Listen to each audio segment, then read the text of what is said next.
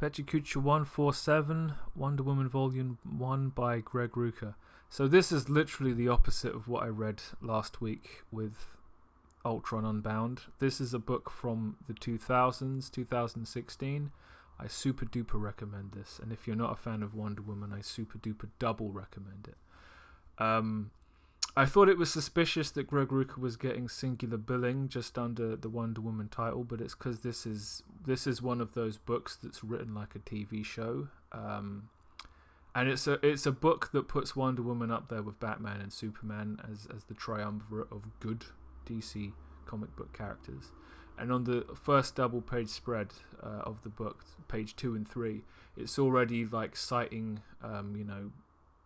Greek culture in a way that shows more intelligence than some of the stuff I've been reading recently, and it just goes from strength to strength.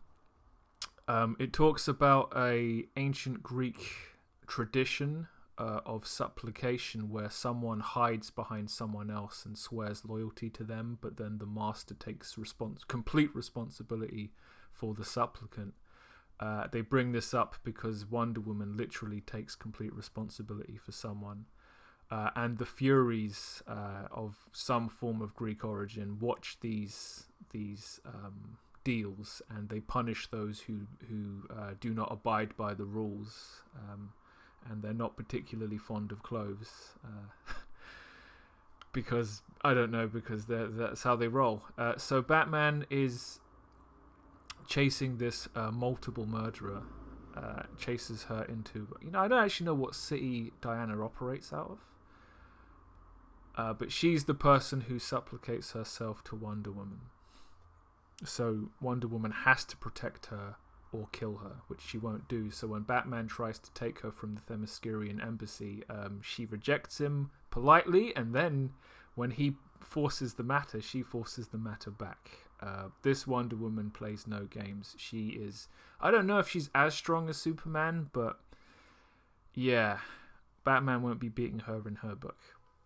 So it turns out the reason the woman's been killing people is because they're the people that turned her sister into... It's the old story, Midtown girl goes to the big city and gets turned into a hooker and then killed with a drug overdose. And all the jokes the cops make like it's The Wire. This obviously doesn't rub with Batman, but it's good writing. So Batman again tries to force the issue, can't, and then he supplicates himself to Diana, trying to use the system against her, but she knows better. She rejects his supplication. And ultimately this story ends the only way it can, with the death of either Wonder Woman or the supplicant, who jumps off a cliff to spare Wonder Woman the problem. Greg Rucka kind of writ himself into a corner, but it's a very interesting one-shot, although it might be more than one issue. Very, very strong start, very intelligent stuff. It's difficult to expect more from a comic book with a mainstream DC comic book character in it. And then the arc moves on to almost what I'd call a TV show format, where there's this new guy who joins the Themyscirian ambassador, I presume as a PA to Wonder Woman. She has a whole staff. It's very interesting, and it would make for a good TV show. And he's in the office not long. Oh, actually, no, so this is a different slide, right? So Wonder Woman's written a book called Reflections, which is kind of like what she thinks about everything, and there's some contentious stuff in there, and this forms one of the major plot points of the rest of this massive trade paperback. It invites a lot of debate, but yeah, that book, proofread by Superman, and this is his only cameo in the book, and Jonah, the new guy, meets Superman and forgets his own name. It's hilarious. The writing is intelligent, the dialogue is great, the art across the board is fantastic. It's all high quality. And the book, like I said, it invites debate. There is a TV debate, which is...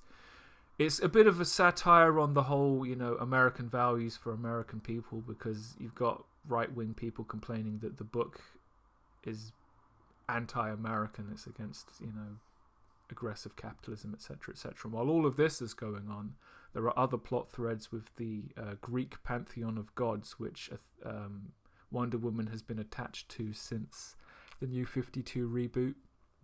So, and a lot of the gods have kind of reinvented themselves to stay relevant.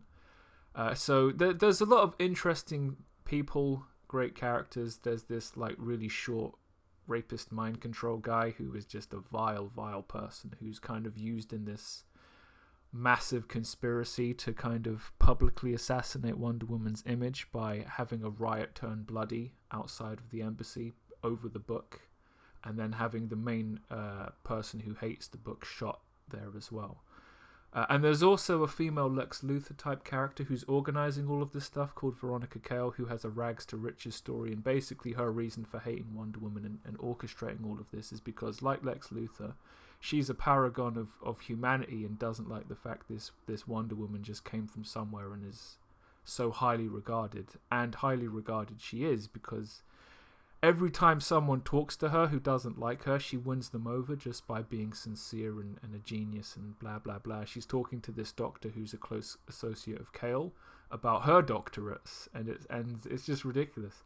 Another ridiculous thing about the book is the amount of nudity it has in it for a mainstream comic book title. It's astonishing as well. This is The Return of Medusa, yes, that one, who... They kind of recap her story in a children's story, a bedtime story to some kids. She comes back and, yeah, she's naked, which is a great way to end the book, and I want to read volume 2. I'll probably buy this stuff. So, sad clown of the week is me, because as things stand, I'll probably be going into work tomorrow to give notice. Because since Wednesday, my hands are not having a good time. And if I keep this job and try and grin this off like Ocelot, I'm probably going to lose the use of my right hand and have to borrow someone else's. Basically on Wednesday, I decided to alter the vitamin supplements I was taking to see if it would make a difference to the kind of pain mitigation they give me. And it made a huge difference to the negative, so my hands were fucked. Even though I'm mostly using my left hand, my right hand just keeps getting worse. And all I'm going to do is fuck up my left hand as well. The fact I've been playing EDF 5, Three Kingdoms Total War, and Transformers Devastation, I can clearly tell that those were 3 games that have not helped my 40-hour working week.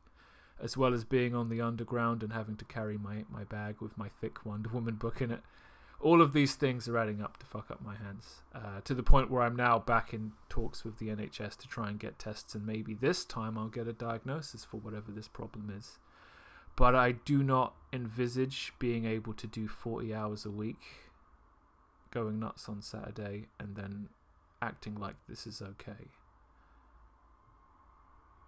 Yeah, so I'm going to have to walk away from the best job I've ever had a month in. And this time next month I might be a security guard after all, which is there's no sad clown fucking costume for that shit. But that brings us to the end of Pecha Kucha 147, and I'll see you next time.